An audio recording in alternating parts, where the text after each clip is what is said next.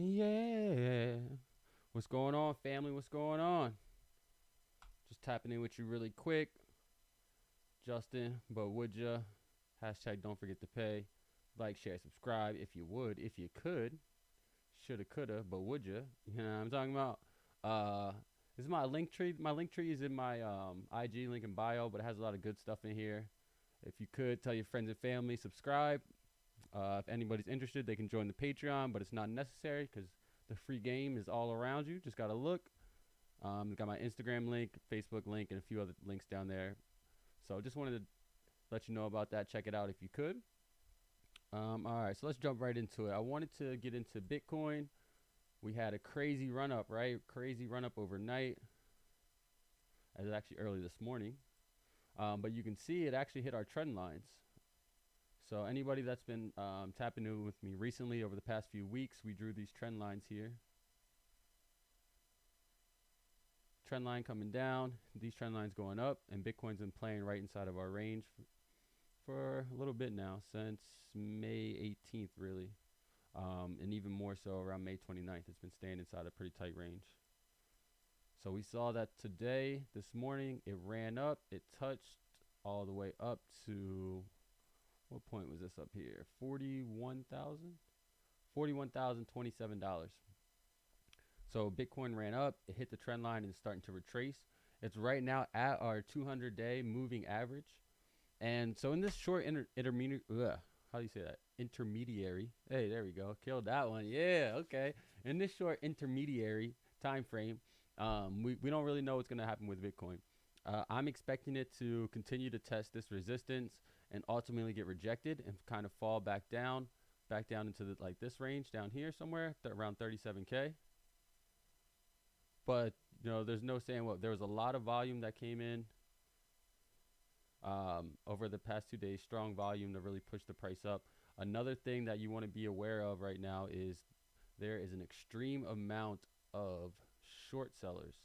So this chart right here shows you the amount of people that are short on Bitcoin, and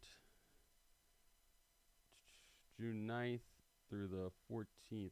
Let's go June 6th through the 14th. Boom. So over the past 8 days, the amount of people that have went short has increased by 1,557%. So that's a pretty significant amount of people that are short on crypto. I'm not on crypto, but on Bitcoin in specific. A lot of short sellers right now. What this could lead to, because it's such a high run up of short sellers, what this could lead to, what we talked about on the Zoom last night, it could lead to a short squeeze, meaning that all these people are short. All this huge run up was people that are all betting against Bitcoin.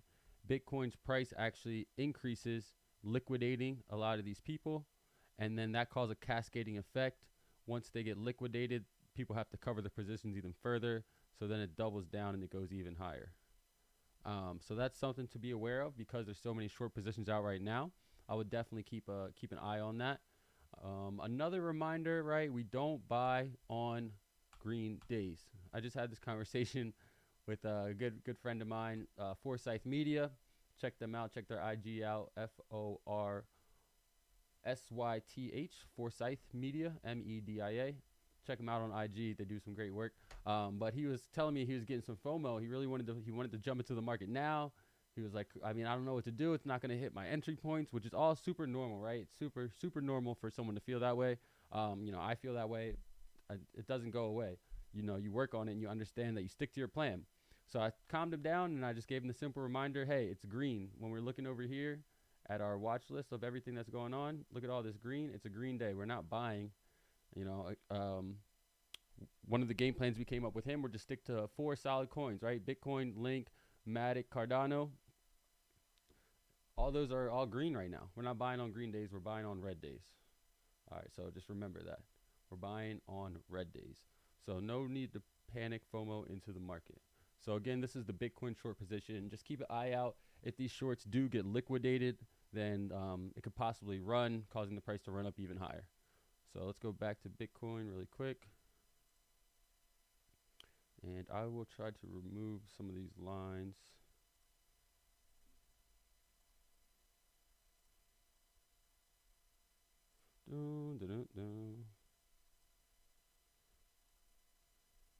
Uh-oh. I messed up because I need that one. This one. Remove this one. All right. So we'll go down to a smaller time frame just to kind of show you what's going on here. I don't use this time frame as often as I use the daily. I like to do most of my drawings on the daily time frame. But so we'll go back to, what is this? 7. That was 7 p.m. 8, 9, 10. So here we are right here. This was the run up from this morning. We were chilling down here. This was last night at 11 p.m. And then at midnight, you can see it got to 39,571. It actually dropped down at 1 a.m. It dropped down to 38,832. And then from 1 a.m. to 2, 3, 4, 5 a.m., it started to push back up. And then at 6 a.m., we had the huge run up. We tested our support band up top. I'm sorry, not our support band, our trend line up top. And then we got this little T there. We got a little bit of a reversal. And expect it to hover in this range and keep testing this top line before ultimately, I think, falling back to around the 37K mark. Doesn't mean we're not going to push back up from there, but just to get a little zoomed in idea of what's going on here. So Bitcoin did have this huge run up from yesterday in the past, what is that, almost 24 hours? In the span of 24 hours, 15%. It's not too bad. So yeah, quick update with Bitcoin. Nothing too crazy going on. This is super normal. And if you look back actually to show you how normal it is, I know there's a lot of bullish sentiment in the air right now. Everyone's super excited. Everyone, is looking for Bitcoin to just take off, which I won't be mad at. If Bitcoin does take off, I would just look for it to come up to my next trend line. I would look for it to come up and test this trend line at around 52K.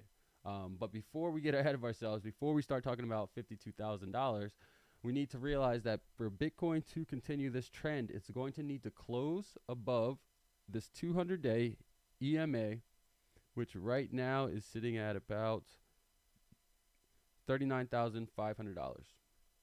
So if Bitcoin can't close above $39,500, then I definitely don't see the quick run up. I mean, you never know, but at the same time, it doesn't really give you bullish sentiment if it cannot get back over the 200-day EMA, and that's estimated, exponential moving average. But the reason why I said it's not that crazy of a move, because if we look back just a few days previous, we can see a few days previous, the same things were going on. May 20th. So May 20th, it tested it. 21st, it tested it. 24th, it tested it. 25th, it tested it. 26th, 27th, it tested it. June 3rd, June 4th, it tested it. And now it's June 13th and June 14th, and it's testing it again. So really not too strange. This has been going on for a little bit now. If you've been watching the charts and keeping up with it, then you kind of know what's up. So this is over the past 25 days. So over the past 25 days, we got 1, 2, 3, 4, 5, 6, 7, 8, 9, 10. So 10 of the past 25 days, this has happened.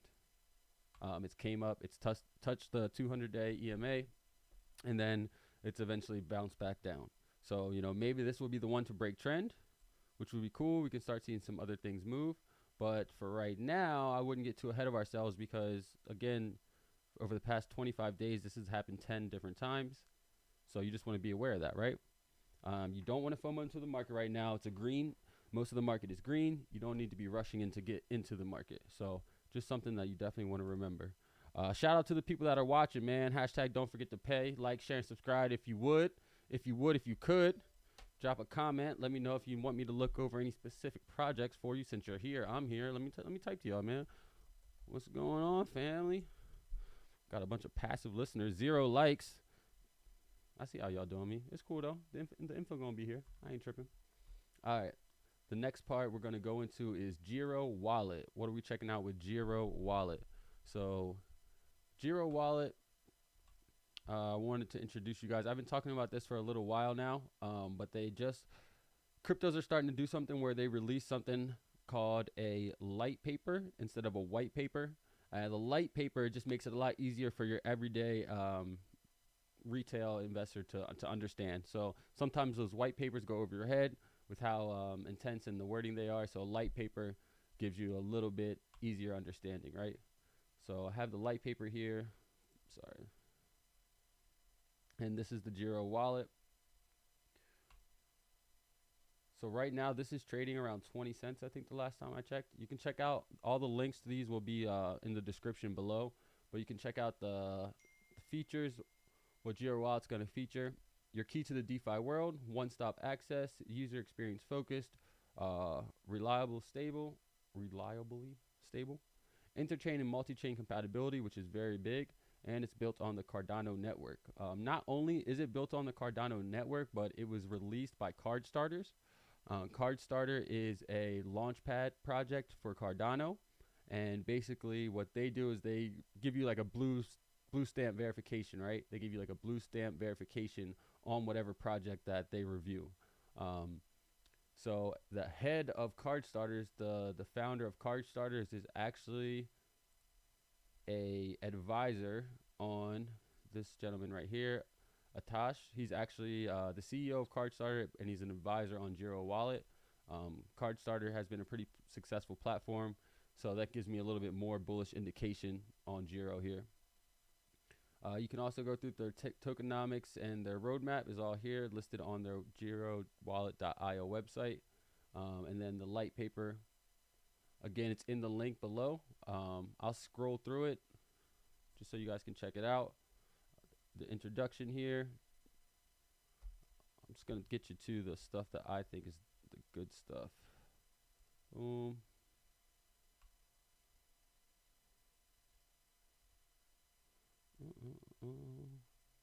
So this is pretty much the same thing, the breakdown of their website, except it just makes it in like an easier format for you guys to read. And I have the roadmap. So right now we are in Q2, winding down. We're about to be in Q3. And we're waiting for the Jiro web wallet to be released. They have Telegram groups as well that you can join. If you go back to their main page, you can join their Telegram group. And I got a lot of great information out of there. Like I was a little bit concerned as I was going through and reviewing the project of the Jiro wallet, because when I got to the team part, it doesn't give last names, and I like to go through and research who the team members are. So when I didn't see the last names, I got a little bit concerned, and what I did was I went on to Telegram and I reached out to some of the admins of the Telegram group, which are some of these people, and I spoke with, was it Panos? I'm not sure. I spoke with one of these team members, and they kind of gave me a quick explanation of why they're doing it that way. And they said that they have a release coming out very, very soon. And in that release, then there'll be more details to follow. I liked the response I got from them. I didn't feel like it was too shady or anything. Again, because this is being launched on the Cardano platform through CardStarters, it gives me a little bit more of a validation to go with them and invest my money into their project. So another link that is going to be in the description below is right here. This is CoinGecko, where you can find the token address, the contract address for Jiro Wallet, and you can just copy that, put that into your MetaMask wallet under the add token.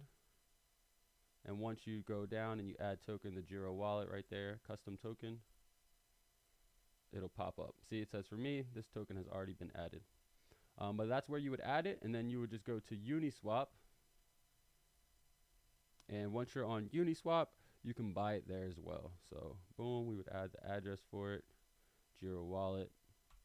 Right now I have 621 Jiro, and if I wanted to buy more, I would just boom, hit that, and then go through the process of getting more. But I'm not doing that at this time, just to show you guys.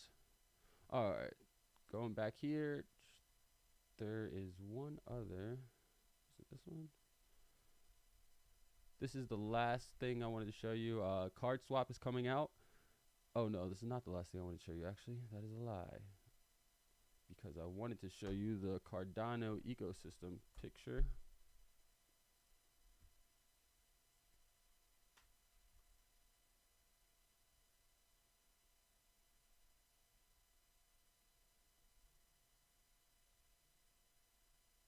So this is the Cardano ecosystem right here. All these projects I think are going to be pretty solid. So this is CardSwap, the one that's coming out soon, right here, CardSwap. And then Charlie 3 is already released, Oracle Protocol. Ergo is going to be really big, also Oracle Protocol. This is CardStarters and Occam 5, which is the launch pads. Bondly, the NFT platform for them, and Cody, the payment system for them, as well as actually Liquid Finance, which is the borrowing and lending platform for them. So for the people that don't know, Jiro plans to do almost all of those things wrapped into one. Trying to find in this paper here. Proposed solution. The gap in DeFi starts with the interface we use, and that is where Jiro Wallet's true power lies. Jiro Wallet will bridge this gap by providing essential DeFi tools for new and experienced users with a user-focused, feature-packed, secure, and easy-to-use interface. In the short term, Jiro Wallet is designed to be a user experience-focused, light wallet based on Cardano that supports frictionless, decentralized applications, dApps, integration, and intuitive cross-chain swapping. Jiro's light wallet will feature seamless UI and the ability to send, stake, and swap tokens.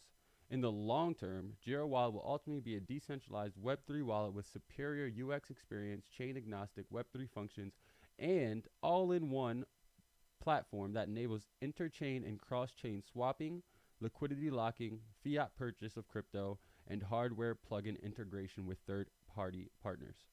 So Jiro has a lot of things on the horizon, a lot of big things coming up. It's still pretty cheap, relatively cheap. Right now, the market is going to follow Bitcoin, so be aware of that. If Bitcoin crashes, then, you know, all the altcoins will go along with it. But I just wanted to give you a heads up because we did cover Jiro last night in the Zoom. So if you like that stuff and you're down to keep rocking with me, make sure you hashtag DontForgetToPay. Team paid in full, comment paid in full for me. Let me know. And if there's anything else you want me to check out, just let me know. All right, I'm tapping out now. I'll see y'all later tonight or tomorrow when we go over the beginner Zoom class. So tomorrow, Tuesday night at 7:30 Pacific Standard Time, 4:30 Eastern Standard Time, we're going to do a beginner intro to crypto, just what types of websites you would use, where to start, like literally how you would buy your first crypto all the way through to setting up a MetaMask or looking at charts or things like that. So if that's what you need to do, or you got any friends or family that need to get that done, let me know. Tell them to tap in with me, and we'll go from there. All right,